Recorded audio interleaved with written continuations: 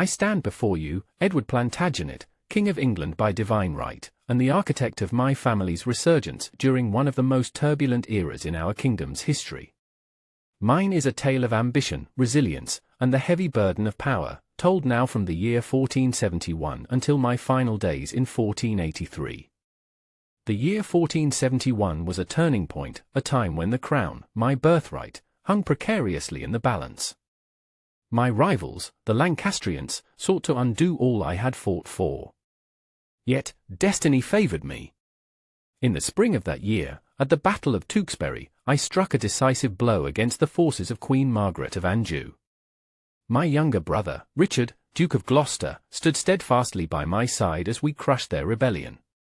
The Prince of Wales, their heir, fell in battle, and the frail King Henry VI met his end in the Tower of London shortly thereafter. These acts secured my throne, though I knew they would weigh upon my soul. With my kingdom at peace, I turned to matters of governance and the prosperity of my realm.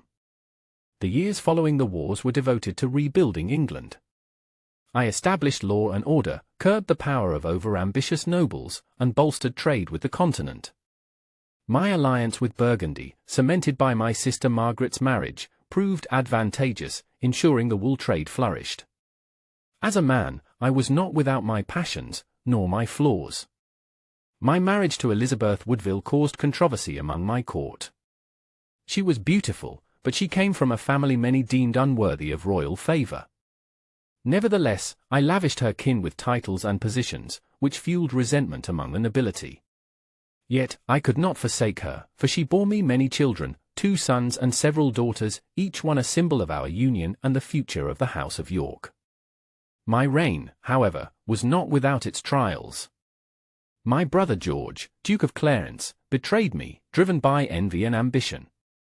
His conspiracies forced my hand, and though it pained me deeply, I sanctioned his execution in 1478. Such decisions weigh heavily on a king, for the crown is a burden as much as it is a glory. As the years waned, my health began to falter. Perhaps it was the weight of war, the strain of governance, or the excesses of my courtly life. By 1483, I felt my strength ebbing. I sought solace in my family, in the laughter of my children, and in the hope that my son, Edward, Prince of Wales, would inherit a stable and unified realm. Yet, even as I write this, I know that the security of the crown is never guaranteed. My brothers, Richard and George, were loyal and treacherous by turns, and factions within the kingdom continue to murmur discontent.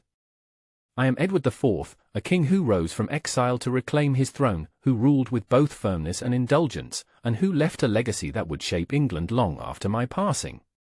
My time upon this earth is drawing to a close, but I leave behind a nation stronger than the one I inherited, and a family whose destiny remains intertwined with the fortunes of this sacred land.